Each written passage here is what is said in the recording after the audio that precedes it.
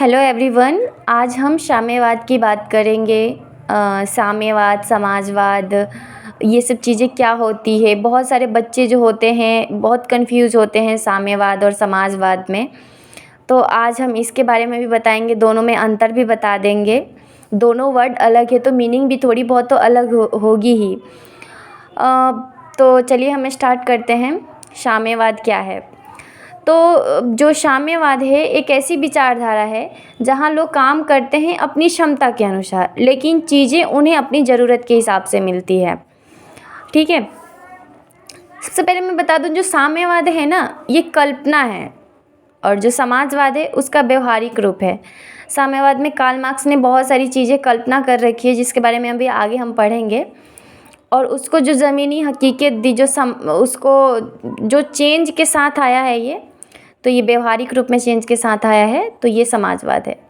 तो हम आगे इसके बारे में बात करेंगे। अभी हम साम्यवाद के बारे में बात कर लेते हैं।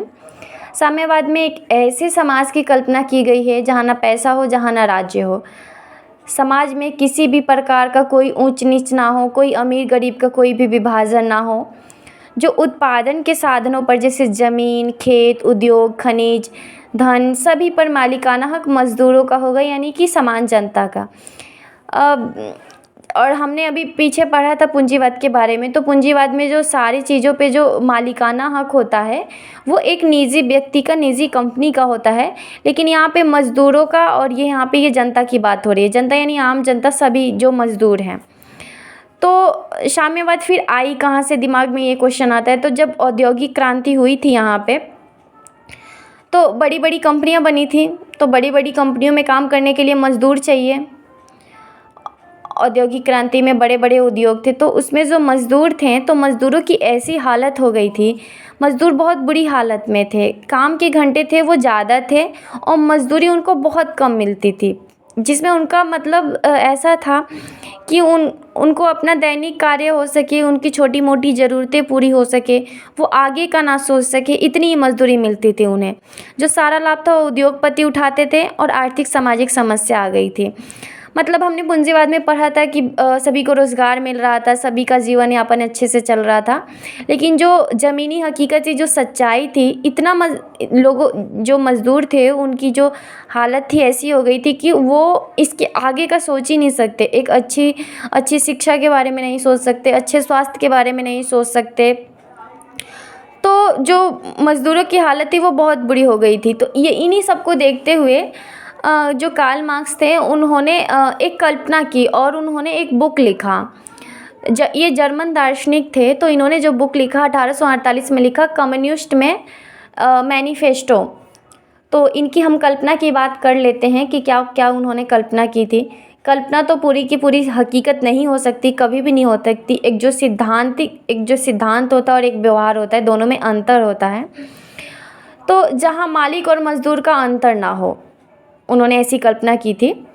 समाज में कोई वर्ग नहीं, कोई भेदभाव नहीं, यानी कि जो अमीरी गरीबी की जो भेदभाव थी, इन सबको ख़त्म करने की बात करते हैं।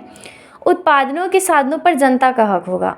कोई निजी संपत्ति नहीं, कोई पैतृक संपत्ति नहीं। पैतृक संपत्ति का मतलब होता है जो कि पिता के द्वारा अपने पुत्र को सौंपी गई संपत्ति, यानी तो ये कोई पैतृक संपत्ति नहीं, जिससे कि कोई अमीर घर में पैदा होता है तो फिर वो अमीर रहता है, ऐसा कुछ नहीं। सबको एक समान सोचते हैं, वो सभी समान है, किसी में कोई अंतर नहीं है। अमीर घर में, गरीब घर में कोई है ही नहीं।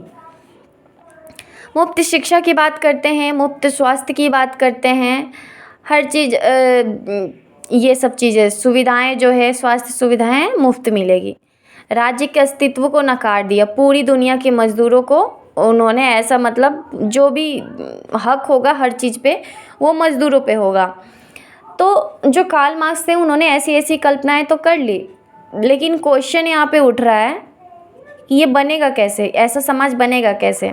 तो फिर से उन्होंने एक, उनका बुक आया था दास कैपिटल।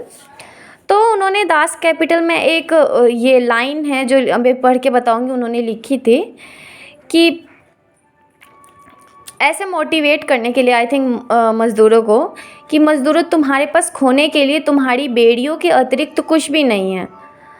यानी कि अगर तुम लड़ोगे नहीं इनसे, तो तुम इसी गरीबी में इस पिसती रहोगे और तुम्हारी जो ज़िंदगी है ऐसी रहेगी, कोई चेंजेस नहीं आएगा। तो सारी दुनिया के मज़दूर एक साथ आएंगे और क्रांति करेंगे और व्यवस्था को बदलेंगे, उन्होंने ऐसा सोचा था। तो उसके बाद से कोई तो उसको हकीकत में लाने के, तो जो लेनिन थे ना यहाँ पे, लेनिन ने रूस की क्रांति की और जार की सत्ता को उखाड़ फेंका। ये क्या है यहाँ पे, कार्ल मार्क्स के दर्शन से प्रेरित होकर, यानी कि कार्ल मार्क्स ने जो दर्शन दिया था, जो कल्पना की थी अपनी किताब में, तो उस दर्शन से ये प्रेरित हुए। कौन प्रेरित हुआ, ये लेनिन प्रेरित हुए और रूस की क्रांति की और जार की सत्ता को उखाड़ के फेंक दिया।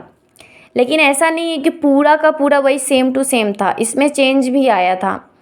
लेनिन ने मजदूरों को मानवाधिकारों की प्राथमिकता दी। कार्य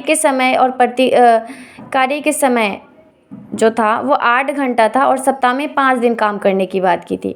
खेती का जो ज़मीन है अमीरों से गरीबों में बांट दिया। उद्योगों का राष्ट्रीयकरण हुआ।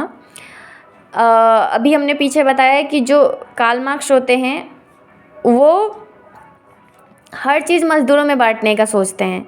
राष्ट्रीयकरण यानी कि जो बड़े बड़े उद्योग हैं वो सरकार के हाथ में होगा और उसमें मज़दूर अपने हिसाब से काम करेंगे और उनको उनके हिसाब से सैलरी दी जाएगी। लेनिन ने रूस में वन पार्टी स्टेट की स्थापना की, जिसका कार्य था कम्युनिस्ट आदर्शों पर समाज और अर्थव्यवस्था का निर्माण करना। अब हमने साम्यवाद का जो पढ़ लिया, मार्क्स का क्या था, उनका जो सैद्धांतिक था। एग्जाम्पल के तौर पे अगर उन्होंने 10 सिद्धांत दिया था तो लेनिन ने उसमें अपना 2 ऐड किया, चेंज किया। और जो भी चेंजेस हुआ इसका, तो इसे सोवियत साम्यवाद करते हैं। यहाँ पे चेंज किया है ना, अपनी जो भी राष्ट्रीयकरण की बात करते हैं। और जो कार्ल मार्क्स है वो राज्य की ही नहीं बात करते, वहाँ कहते हैं कि राजी नहीं होगा। तो एक तरीके से व्यवहार में इसको लाया गया।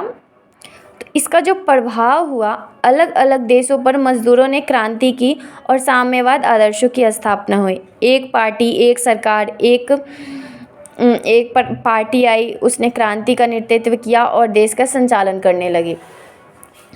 जो साम्यवाद है उसका एक तरीके से कह सकते हैं, साम्यवाद जो है वो पिता है और जो समाजवाद है पुत्र है। पिता और पुत्र समान तो होते नहीं, चेंजेस आता है। इसका ये सिद्धांत है और ये व्यवहार में इसको लाया गया कुछ बदलाव के साथ। हर चीज़ संभव नहीं होती जो हम कल्पना करते हैं।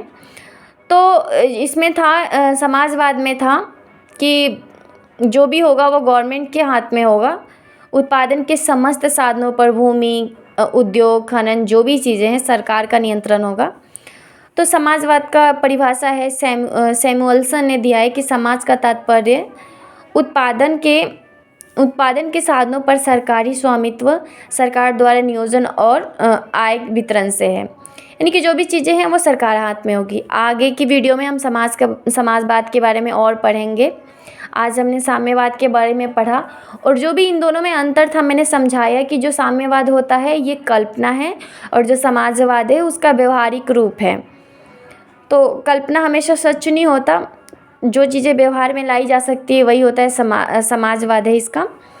तो आपको हमारी वीडियो कैसी लगी आप ज़रूर बताइएगा, कमेंट कीजिएगा। और आगे मैं ये सीरीज़ रखूँगी। Thank you for watching. Like, subscribe, share.